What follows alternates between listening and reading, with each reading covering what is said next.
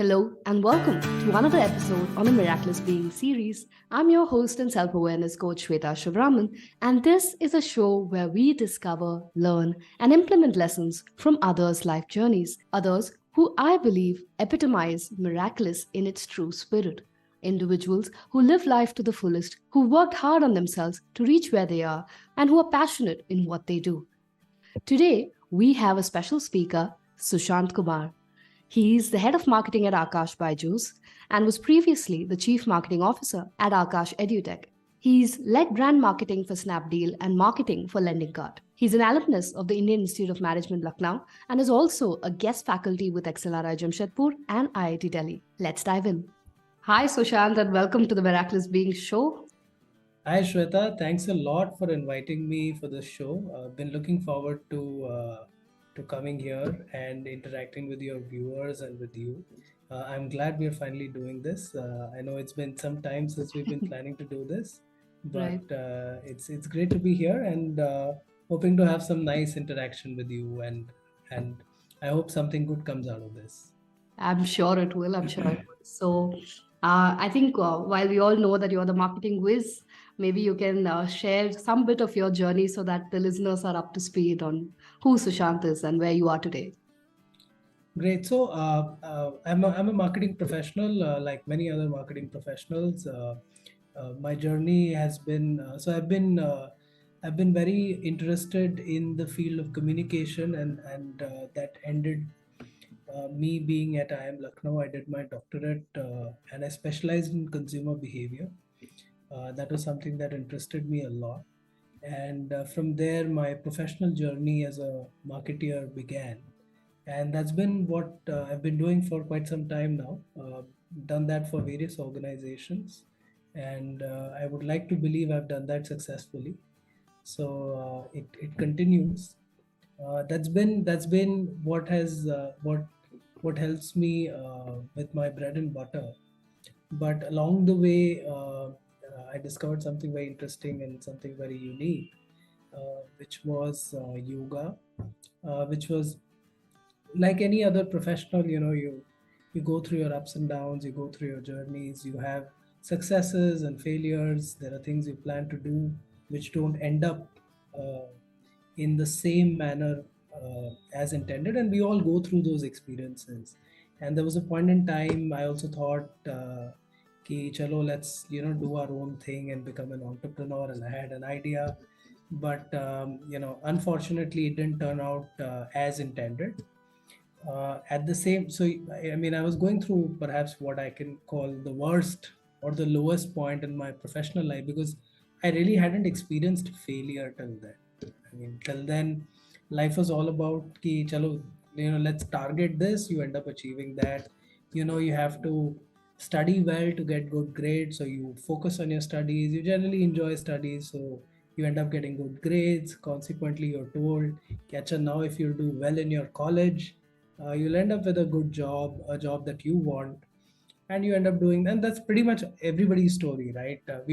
We're told the story since we are born ki padhai karo, number aega, marks aega, you'll get into a good college, a reputed college, you'll find good peers there, then you'll work hard there and you'll get the job that you want. And it pretty much worked the same way for me. um, and at one point, because you've never experienced failure, you don't realize that you can fail as well. So I thought, let's do my own thing, and it started off pretty well, but unfortunately it didn't turn out as intended. So it was a pretty and this is, I think, 7 years back. It was a low point for me. And um and when you pretty much have nothing to do, you focus on your health and fitness, and that's what I did. Ki chalo abhi ye to the profession is not going well, let's at least focus on the health. And that's when I stumbled upon yoga. uh, I had tried many things. I mean, because I've never had the healthiest of routines. I tried gym a couple of times, walking, running, many other things. So I was like, "Ki nahi, I know I don't want to waste my money paying a high gym membership fee and you pretty much just pay the fee, go there for a few days, and you never really end up utilizing it. So yoga, I felt कि चलो इसको try करते हैं. It was just exploring like one would explore anything else, and that's when I started practicing yoga. Actually started practicing yoga with the help of a trainer, and and I was sure that I don't want to go the gym way where you have to go somewhere and train. It'll be better if somebody comes home to me and pushes me to do it regularly. And that's when I started to notice a lot of difference. The difference was not just physically, but even mentally, where you start feeling much lighter, you start feeling more confident. Now you don't know what it is and why it is happening, but you attribute it to the only thing which is new in your life, which is a regular practice of yoga. So I kind of thought, this looks interesting, and let's read more about it. And that's how my yoga journey began. The profession continued, and uh, I've also, so it's been quite correlated. Now, one may not know whether one thing has led to the other, but my practice of yoga helped me, better deal with my own self. I think that has played a big role in my professional journey as well.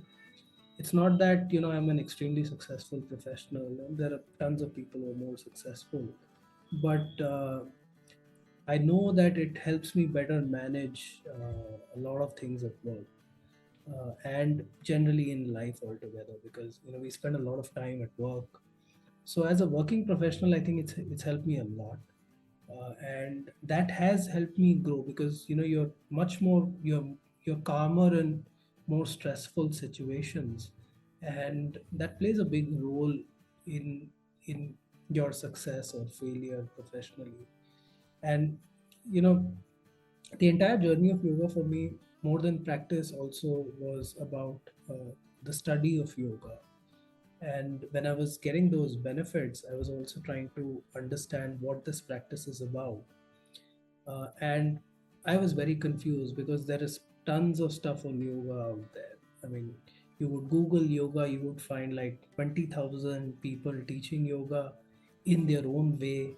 You would find so many schools of thought of yoga, and one begins to wonder what really is yoga. And especially for a layman, I mean, if you've never been exposed to yoga, if you've not had a formal training in it, you would never know what this is about. So I started reading, and I started reading more and more and more.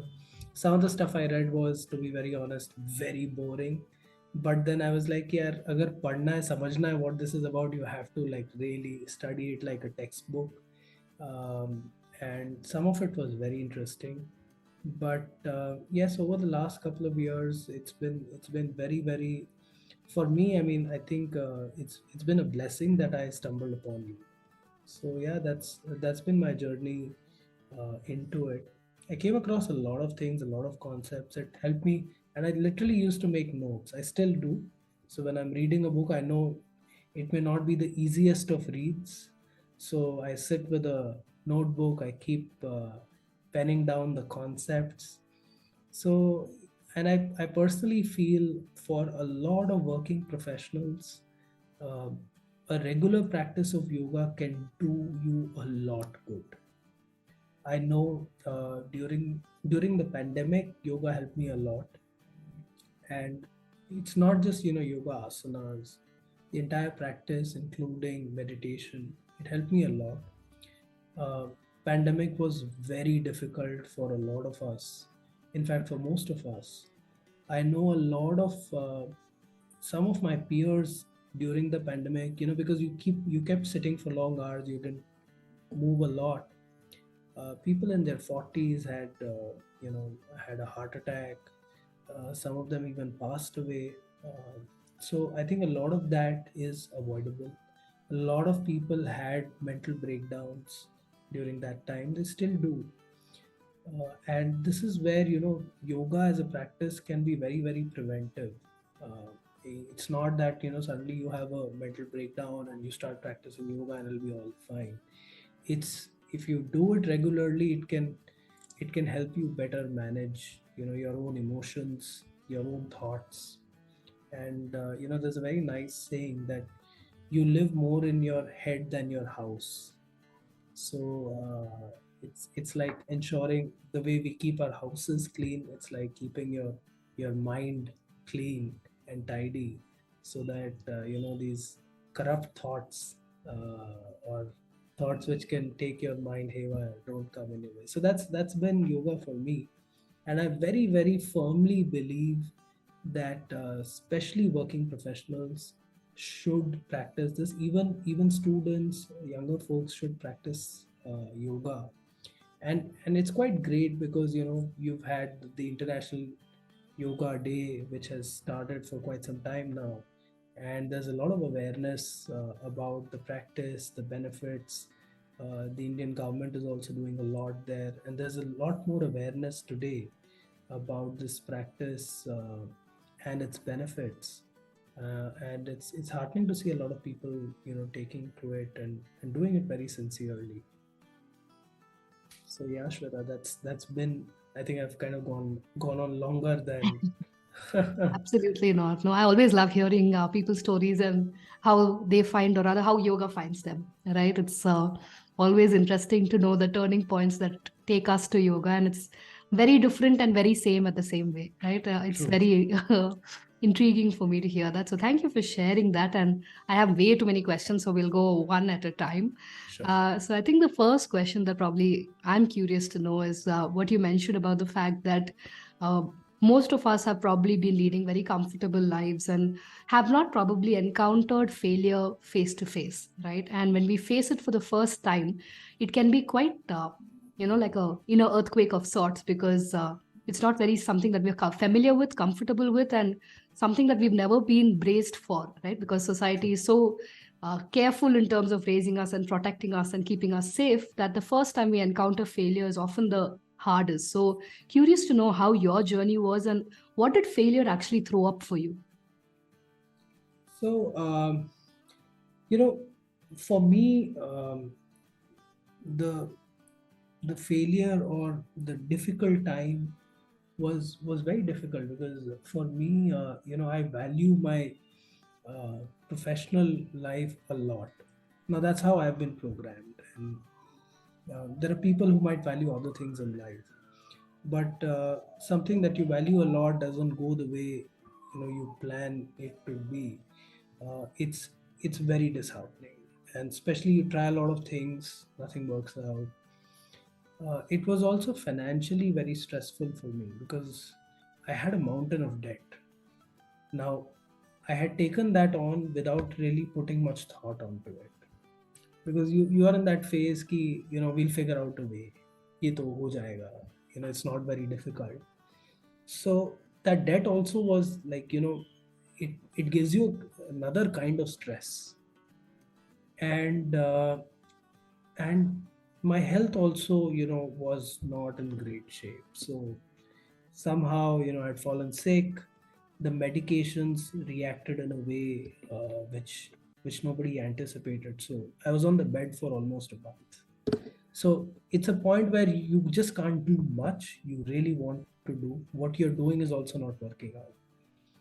And you realize that, look, man, life is not really in your control.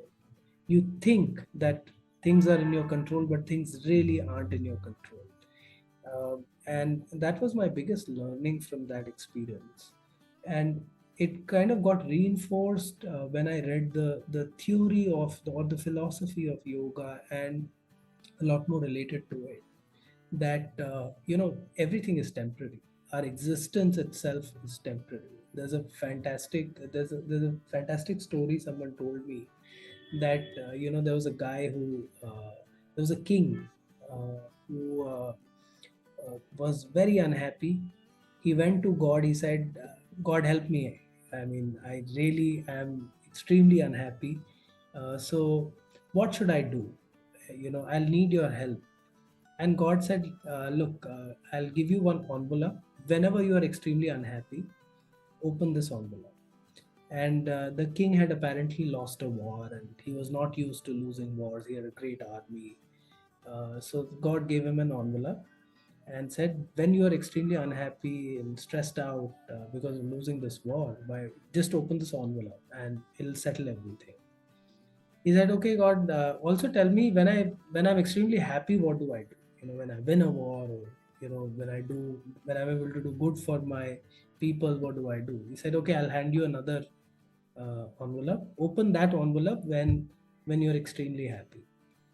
So the king was happy. He took the two envelopes, went back, and there was one fine day. Things didn't go as planned, and he was extremely unhappy, stressed out, and so he remembered that, oh, I have the envelope, so let me open this envelope. So he opened the envelope, and there was a message written for him. It's temporary.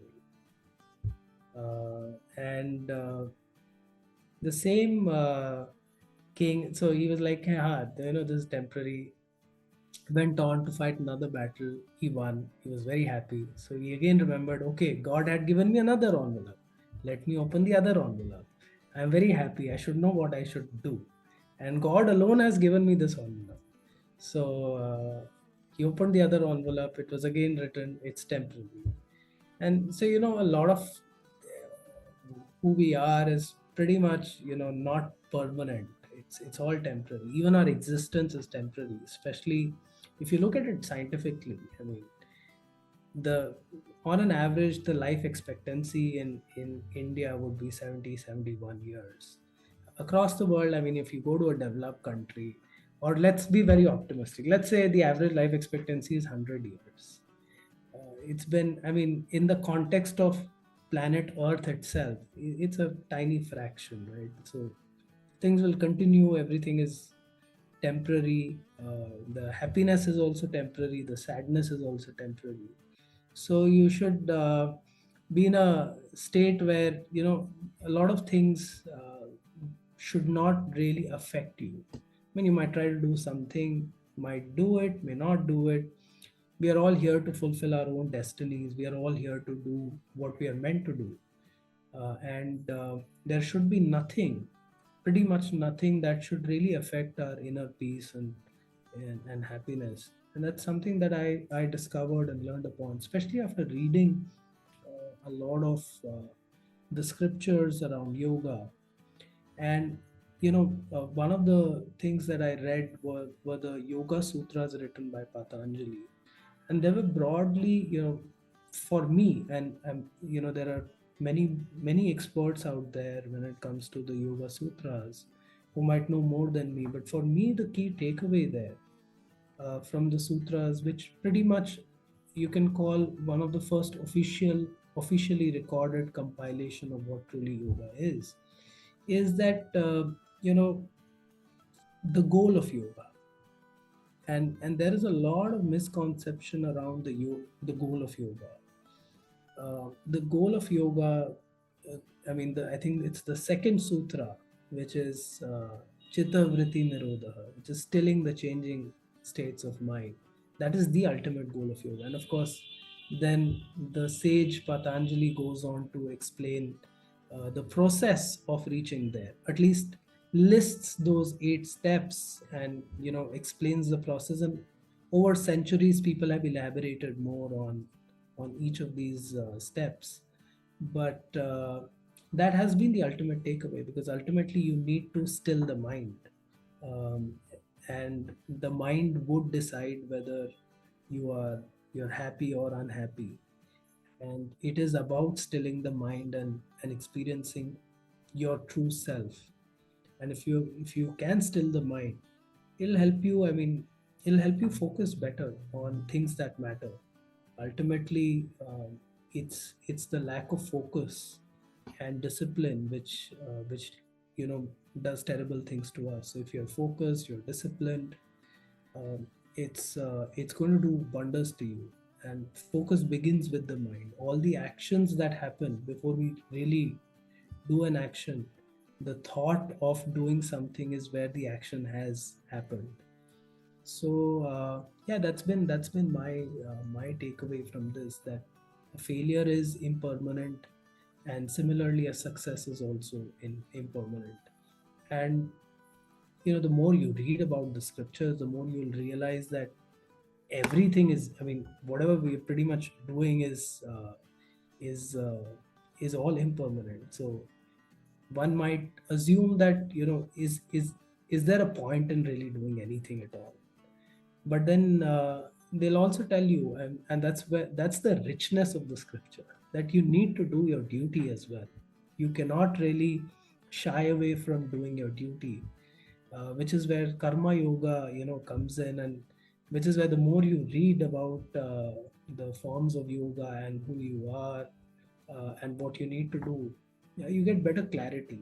I mean, that's where for me the Bhagavad Gita played a big role, because if you read the Yoga Sutras of Patanjali, I mean, you would want to just go to the mountains and just meditate and still the mind and reach ultimate, experience your soul and reach the ultimate state of nirvana. But then, okay, if that exists, then there is karma yoga also, right? And you have this beautiful moment in the first chapter where you have Arjuna, who is extremely anxious. I mean, should I fight this? Should I not fight the battle? And these are the anxieties we face in our day-to-day lives when you need to make a decision and you don't know what to do.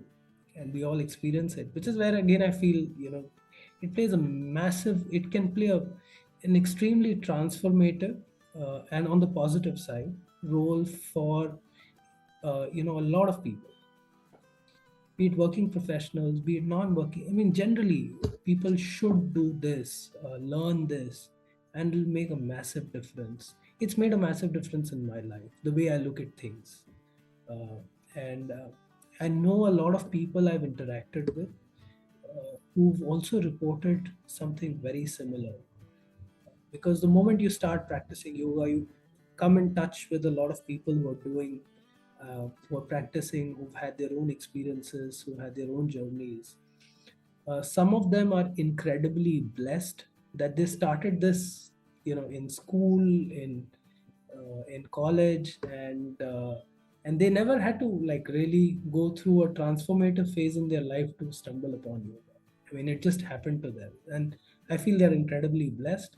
But I feel even people like me are also incredibly blessed that somewhere, better late than never, you kind of got this access to this incredible thing, and it does wonders. I mean, I've read experiences and accounts of a lot of people across demographics. I mean, you need not be unsuccessful to, I mean, or I mean, yoga will not guarantee you that you will be successful. Yoga will not guarantee that you will not be unsuccessful. I mean, yoga can give you failure as well as success, and they're not correlated. It's just you can better deal with things. You can make more. You can make much. You can fulfill your true potential. I mean, to put it very simply, and that's what it helps you do. So whatever is your true potential, whatever you are here to fulfill, you should be able to do that. And that's where yoga becomes a very powerful tool. It'll be a shame if somebody who has potential is not able to fulfill it, because the mind is playing tricks on the person, and that's where yoga comes in. So that's what I feel is a very very uh, and that's why it is a very very powerful tool. Absolutely. And I think you beautifully captured what the scriptures do. And I also believe that they literally have the answers to almost everything that we experience in today's turmoil, right? There's almost nothing new that we experience today that probably has not been captured in Arjuna's dilemma or across the scriptures. And uh, like you rightly said, it captures the emotions, it gives you the solution, and it's balancing in a way where you don't lose all hope and faith that is still there in the process as you continue living. But going back to the question on that failure, what you mentioned, that it's all temporary, right? And i'm I'm assuming that this is something that you realized in retrospective, because when we are in that position, we can't probably discern, whether it's temporary or not, because we're so close to it. And when we are that close to it, how do we probably get this perspective? Because when we are that close to it, our mind is going to play the tricks. Our identity of who we thought we were is going to be shattered, our ego is going to get crumbled, fears and insecurities are going to be coming up. So at that moment, what all played out for you, and how did you find your way back to get to this its temporary perspective? So for me, Shweta, I'm lucky I got out of that situation. I mean, I was staring into an abyss. I'm lucky to. It's purely lucky. I mean, there's no other reason. I didn't do anything. Neither was I a yoga pro, or uh, I had the right set of people who mentored, guided me, and maybe I would have accumulated some good karma that those people were there in my life. But one of the things I realized was that I don't want to ever put myself in that situation again. And that's where, but you then later on realize that there are bigger challenges that will come in your life. So how do we deal for that, and how do we prepare for that? And why just prepare for the challenges? Just prepare, just be a better person, and have better handle on your thoughts and emotions. Because if you're if you're there will be problems that will come. You have to solve them, move forward. And some problems might get solved, some may not get solved. Now, one of the things that I read, and I believe also in, is that fundamentally a lot of solving, or especially moving out of a situation where the mind is playing tricks on you. And it's a conundrum, right? Because you have to still the mind, but you have to tell the mind to still itself. And so how do you really get a control of this? And the first thing is being aware. And that is the solution. Because if you're unaware, then, or let's say if you're getting angry, an angry mind is angry, but you just need to be aware that yes, that anger is coming in me and I need to control it. Or if you're extremely happy, and you need to be aware that you really don't you know outdo yourself in that state of extreme happiness or bliss. So which is where the philosophy comes in, that uh, you know s- there are three aspects to ourself, which is where the gunas come in, right? There is a sattva guna in us, there is a rajas guna in us, and there is a tamas guna in us. And if you and all of us are have it's like red, green, and blue, and the entire, you can make any color out of these three. And all of us have these traits. Some of some of these traits are higher, some of these traits are lower, and these traits come out at different times. And what do I mean by sattva, rajas, and tamas? Now think of it this way before we get into that. Is that there are kids who are born gifted, right? Somebody really loves and understands mathematics, whereas somebody just doesn't get mathematics, right? And that's because of an inherent quality they were born with. Somebody is extremely a gifted singer, somebody is an extremely gifted designer, you know understands design and aesthetic. So we are all born with certain qualities, and we are all born with a mixture of sattva, rajas, and tamas quality. Tamas is the least favorable of all qualities, as defined. I mean, this is not what I am saying, which is fundamentally the inertia in us. Um which is, if I'm hungry, I would binge eat all sorts of junk, get wafers, and that is the tamas quality in me coming out. If I am um, I mean, being lazy is the tamas quality coming out. The other quality is rajas, right? Rajas would be when I'm creating something. I mean, entrepreneurship is a classic example of the rajas guna coming out. You want to create something, you want to build something, and that is the rajas guna. And the third is the sattva guna, which is valued a lot, which is, you know contemplation of what I'm doing. and lucidity, and those are, and yoga fundamentally helps you increase the sattva guna in you. It is already present in all of us. Some people find it easier because they were born with a higher share of sattva guna. Some people find it very difficult who have a higher share of tamas. As kids, we all knew, look, there is an exam coming, we need to study for the exam, and it's a good thing to study for the exam, and you should not watch TV. Yet you would watch television, or yet today, I mean, kids would watch Netflix or be on their phones. You know that is not good for you. It's not that you don't know, but you're somewhere addicted to it. So addiction part of it is all tamas. So if you can reduce the tamas component or increase the sattva component, you can make better calls on what you need to do. So the awareness that this is the tamas coming in, or like you mentioned, when you're in that moment, how do you decide? It comes from better awareness of yourself.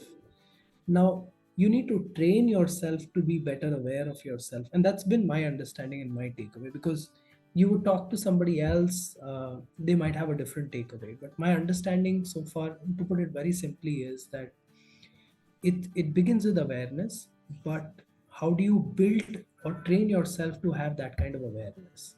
And that comes from a very regular practice of yoga. Even I am not very regular, and there are times when I'm not very regular. There's a lot of work, I'm somehow not able to manage my time well, and I know during those times I'm not my best. So I have to reset things. Before we began this discussion, I was telling you, generally pre-winter, post-winter, I go for my retreat, a 3 or 4 day thing where I'm able to reset my mind and body and the entire thing. But yes, if you do this regularly, there's nothing on this planet that can stop you. Whatever you want to do, you will end up doing it. For someone like me, my primary goal is to make sure that I'm regular with it, and that is the ultimate thing. Because if you're regular with it, good things will follow. And if you read the Yoga Sutras, also there's one full section on the magical powers that you get. While it's not completely science backed, but the magical powers are the powers. If you look at it from a scientific way, these are the powers that are coming by simply programming or reprogramming your mind.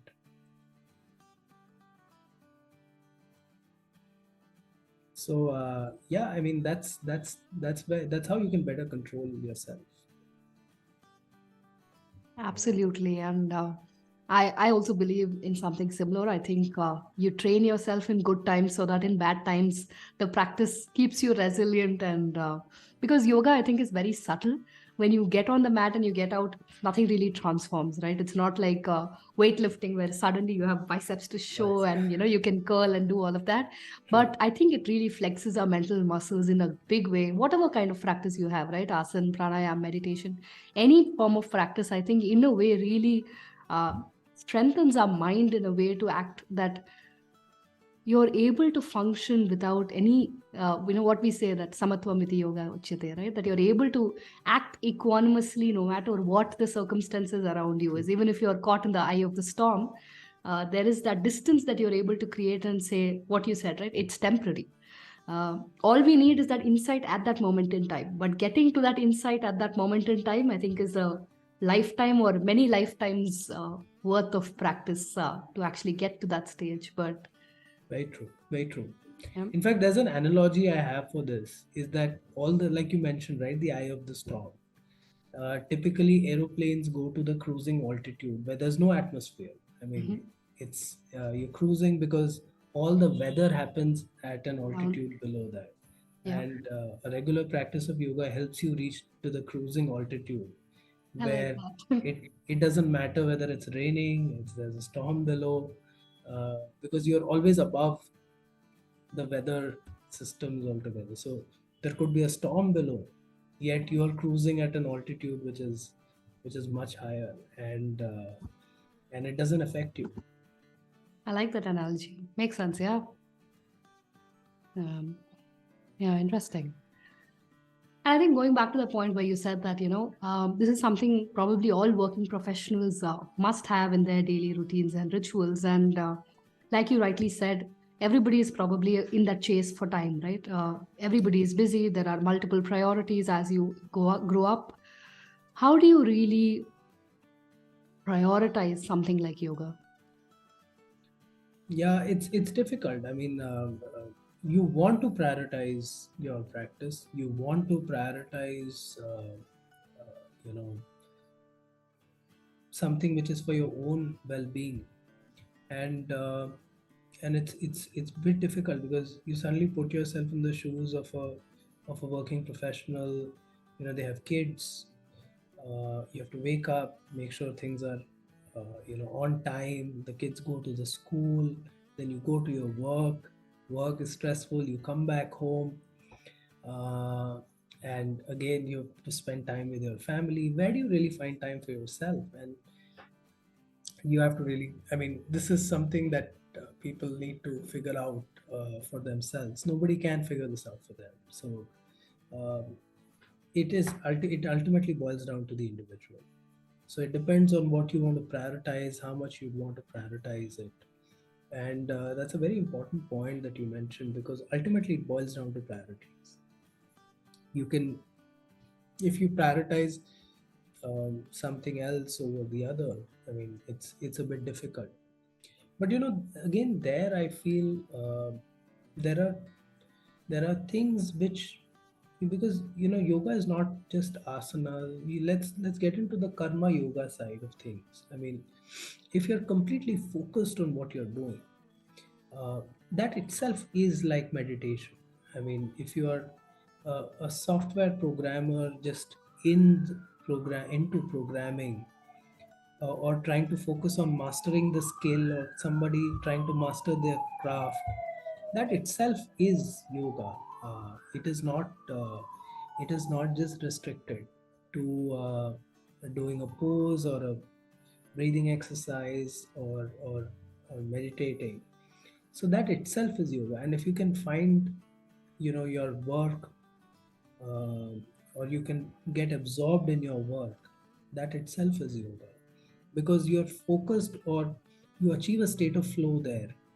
I mean, for me, somebody in karma yoga is fundamentally someone achieving a state of flow when they are doing their work, because when you're in it, you're just trying to master whatever you're doing. So everything around you just stops affecting you, to a point that you would even lose track of time. You're so absorbed in what you're doing, and that itself is karma yoga, in a very simple form. I mean, uh, doing your duty without really, and trying to do your duty to the best of your ability, without really focusing or being too bothered about the outcomes.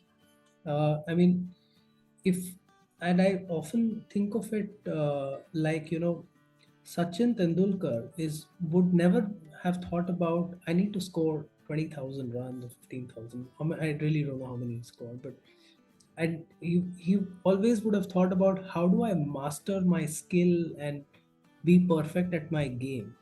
The Everything else just happened because of that, right?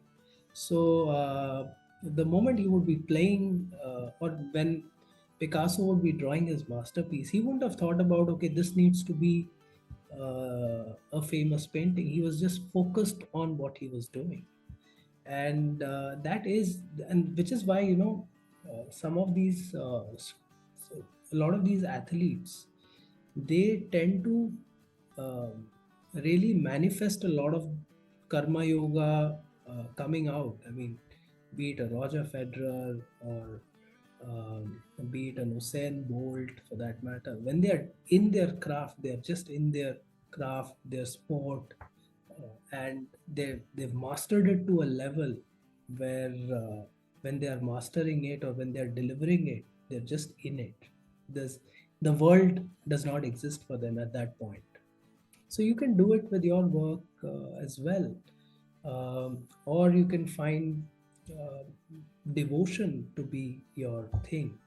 So it really depends on what is your thing. I mean, it's very different, and it's again dependent on the gunas you were born with. Now, everybody cannot be an athlete, everybody cannot be an artist. uh, a Kailash Satyarthi is a karma yogi in his own right, right? He's not a he's not an athlete or an entrepreneur or anybody else. I mean, he just did his work to the best of his abilities for a cause he believed in. And so yes, we I mean we are all. I'm taking these names because people know them, but a tailor doing his job with his dedication, full dedication, is a karma yogi. I mean, you really don't need media to put the spotlight on you to be a karma yogi. That's the curse of our generation, right? I mean, you need uh, so whatever gets showcased as a success by the media is a success, and rest of everything is not. And everybody then tries to run after that and forget what they are actually doing. So yeah, I mean that itself can help you, Yeah. but prioritization is a challenge. I mean, I've, as a lesser mortal, it's been a big challenge for me. It continues to be, but then it's like it's like a pendulum, right? When you go on an extreme to one end, you automatically have to come back. Yeah. I was reminded of one of the things that my teachers had said, one of them who said that yoga is the discipline of now.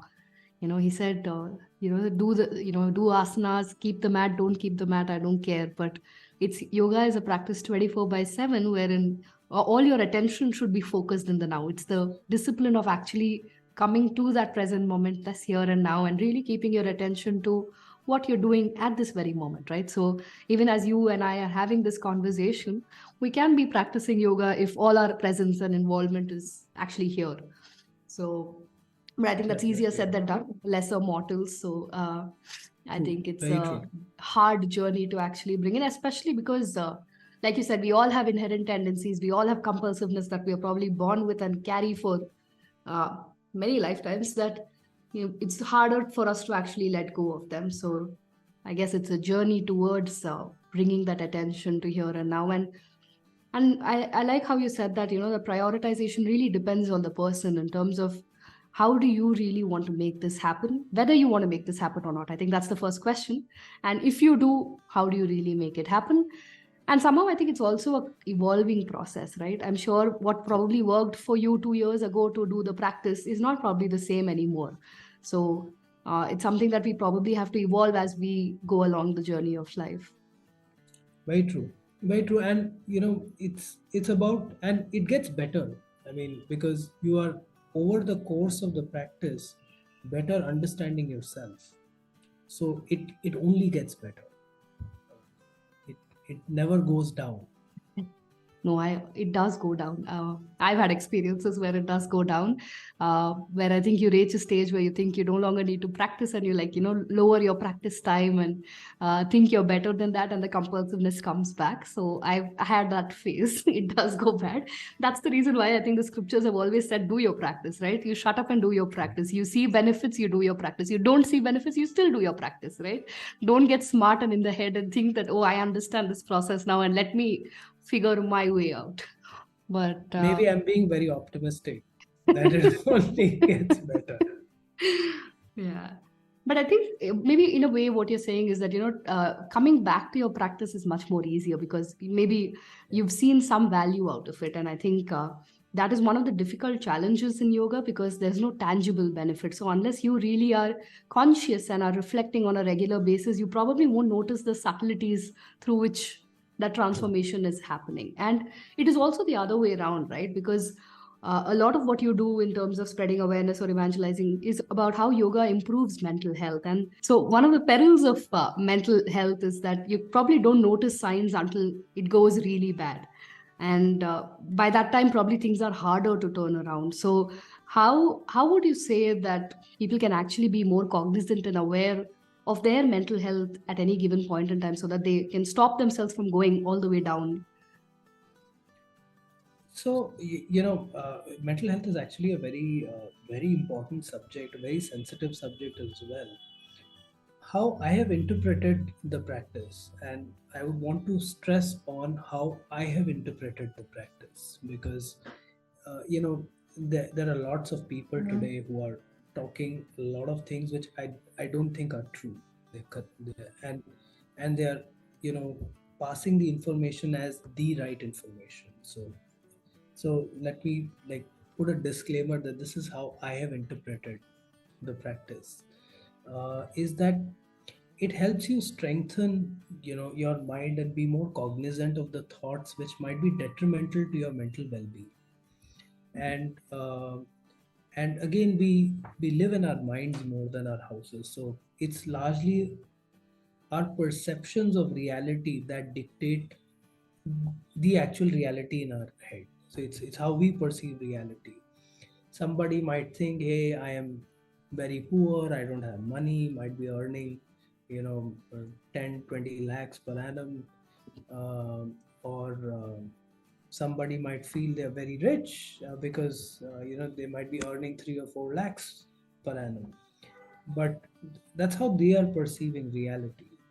And actual reality is very different. If you look at it very objectively, person who might be earning 20 lakhs a year is earning more than a person who's earning 4 lakhs a year.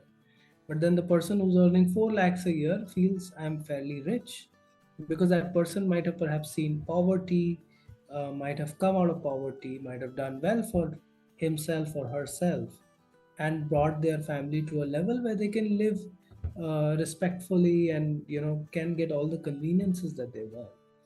So it's how we perceive things that dictate a lot of our mental well-being. And again, there are people who might be more prone to um, there are some people who are just born um, with a lot of mental strength.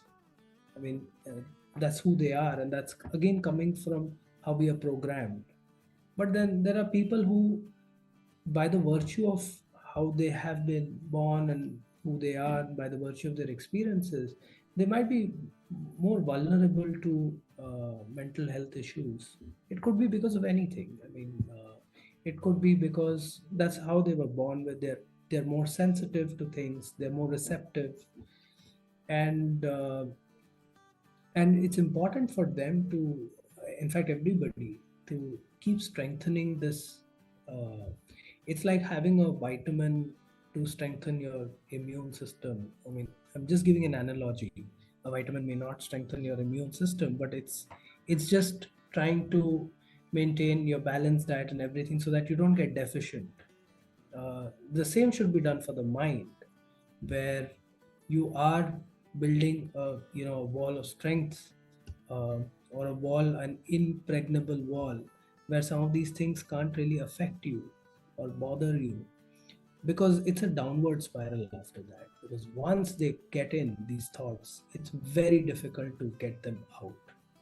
And uh, and so this is where yoga comes in. Can yoga replace a therapist? No, it cannot. So it should not be construed as an alternative therapy or anything of that sort. It's just a way for you to better strengthen your uh, mind.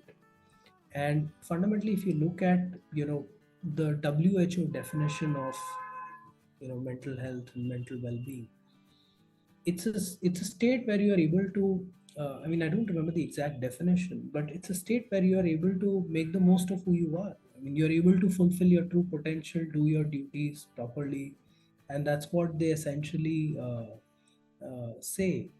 And uh, and that is mental well-being at the end of the day. And when certain thoughts begin to affect you, you're not able to do your duties in a certain way. Not just duties, it affects everything around you. It affects your relationships, it affects uh, your overall well-being. It can have detrimental, there are a lot of studies, it can have detrimental impact on your physical health, because of poorer mental health. I mean, you might make wrong choices, eat the wrong kind of food, and there are many reasons. I mean, there are many reasons which can lead to poor mental well-being.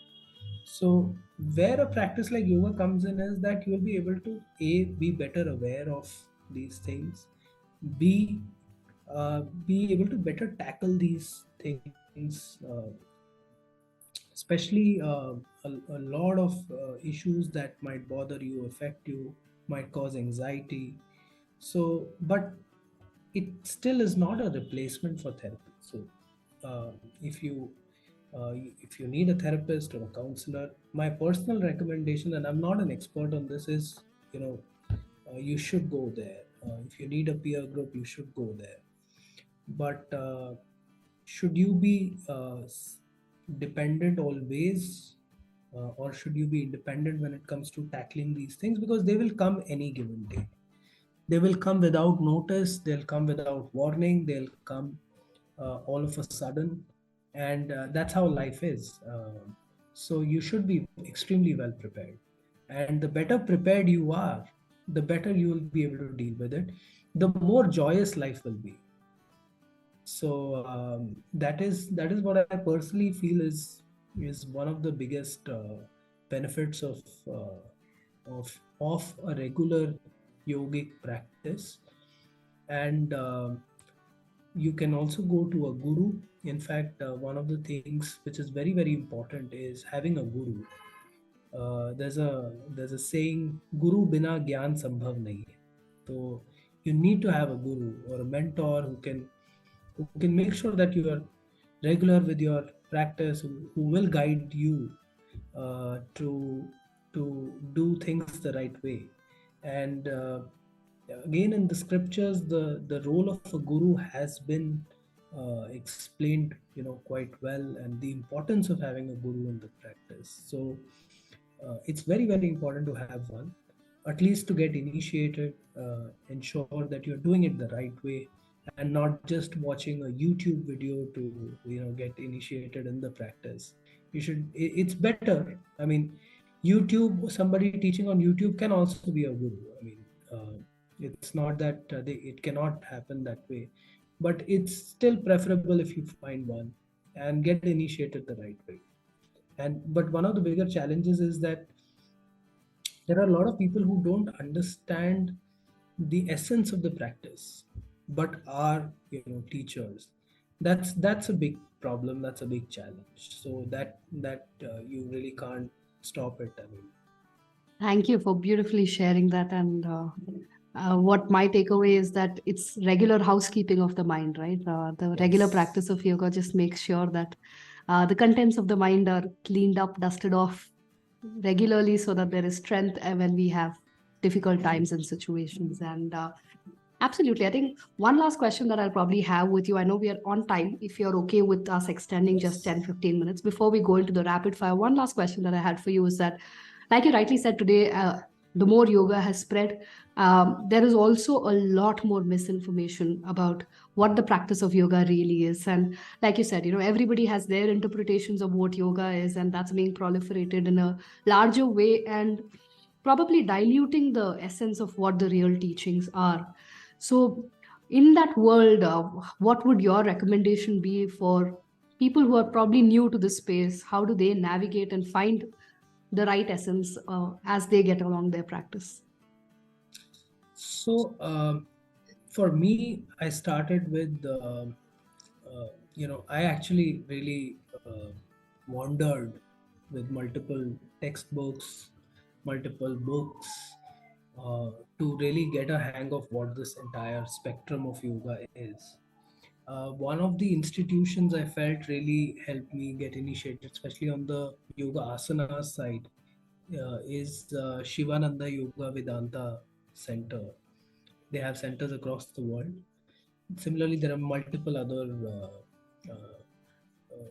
institutions which are age-old institutions who have been training teachers as well as students. A regular yoga teacher will help you get initiated in the practice. One of the things you should look at is, are they following, or do they have an understanding of the of the philosophical essence of the practice? Ultimately, it boils down to the practice. So whether or not you know the philosophy or you don't know the philosophy, it's separate. But it boils down to the practice at the end of the day. Now one might be interested in the philosophy or one might not be interested in the philosophy.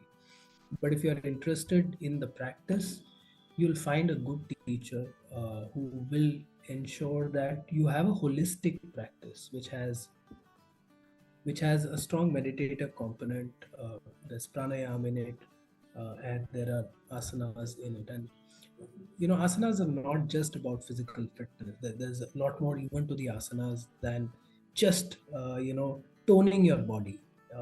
They are about physical fitness, but a lot of people think that it's just about toning your body.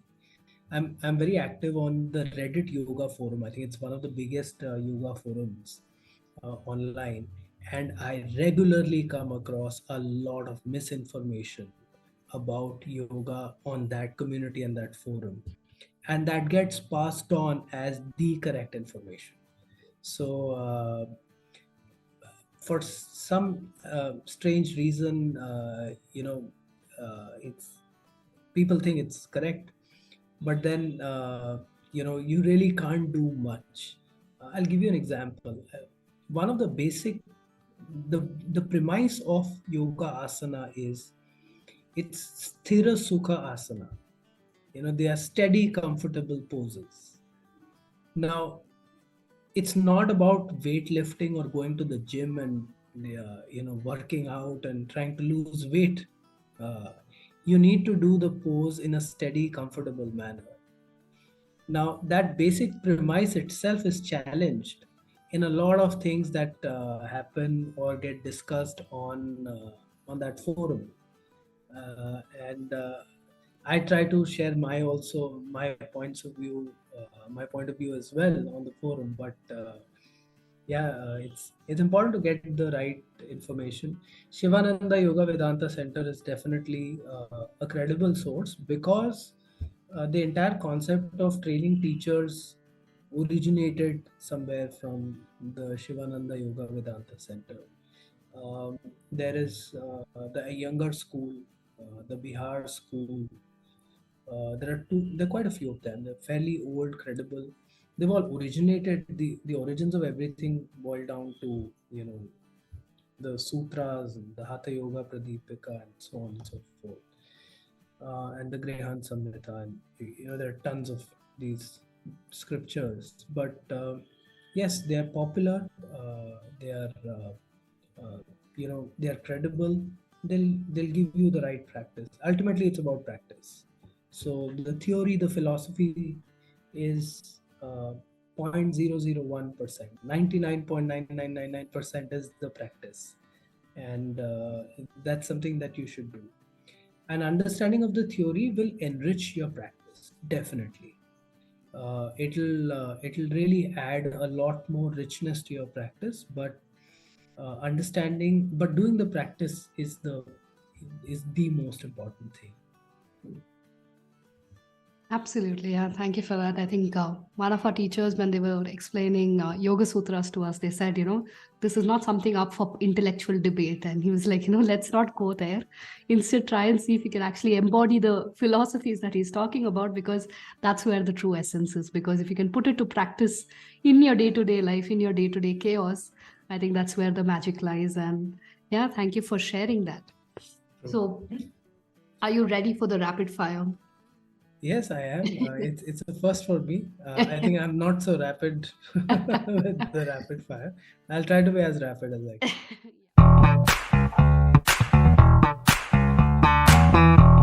So first thing that comes to your mind, no pauses and no right or wrong answers. Yeah.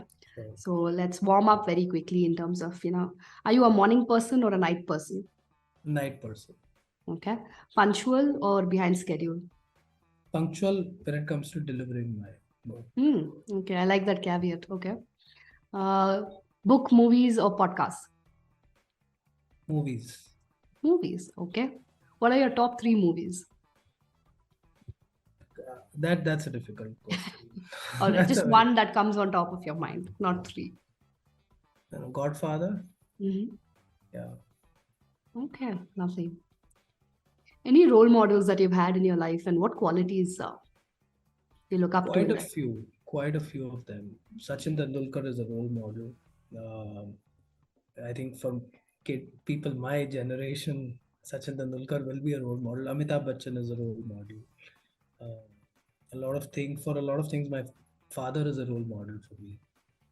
I look up a lot to a lot of people who've, I think, gone about their work. So fundamentally, for me, a role model is a person who just goes about their work sincerely and does things the right way. I really look up to these people. Somehow, there's a growing scarcity of these people. I can sense that regret in that tone. Yeah, you see a lot of. I mean, I was reading somewhere we're living in this like the golden age for scams. Uh, so you see a lot of these scams happening. Somehow, I think we need more sincere people Yeah, doing well. right. One word to describe the pandemic for you. Transformational. How so? It questioned a lot of things we took for granted. Yeah. I think uh, brought about the impermanence of life. It was always impermanent, but it really brought it out, made it in your face. I remember. I mean, I know I lost my uncle, uh, and it just happened all of a sudden. We got a call. My mother got a call that her brother had passed away, and it was difficult to find. And this was like peak pandemic. And then I spoke to a cousin of mine that we need to do his last rites. He didn't die of the but he just passed away because there's no physical activity. Somebody in their 70s has a heart attack, passes away. And I remember going for his cremation because you need four people for that. And I was all decked up with the masks, the head guard, and what sorts of things you're wearing because you're also scared for your life. You can also contract it. You have to console the family, and you you know during the cremation there was this period, and it was the evening time when the people who had passed away from the pandemic, their bodies come in.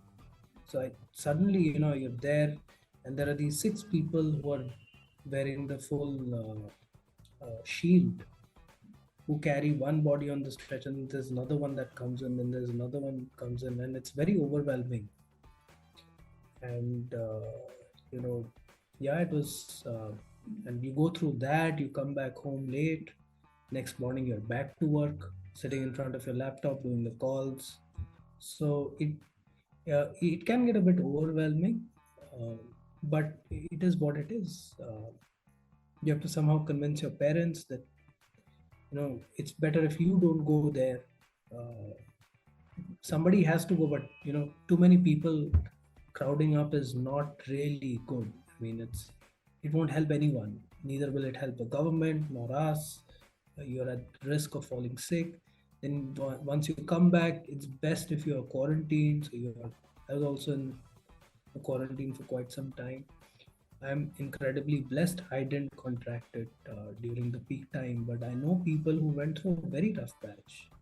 So I think it questioned a lot of things we took for granted, and especially for middle class family, a lot of people found their financial safety net just wipe off because one person falls sick, you have to get the person a ventilator, take care of him. All this is fairly costly exercise.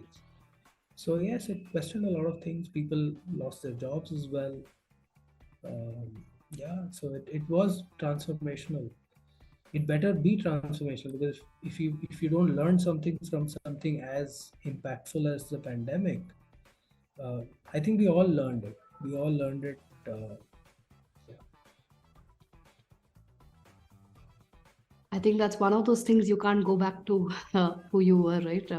When you cross that river, you are a different person. You emerge as a different Yes, person. you do, definitely you do. Yeah, beautiful.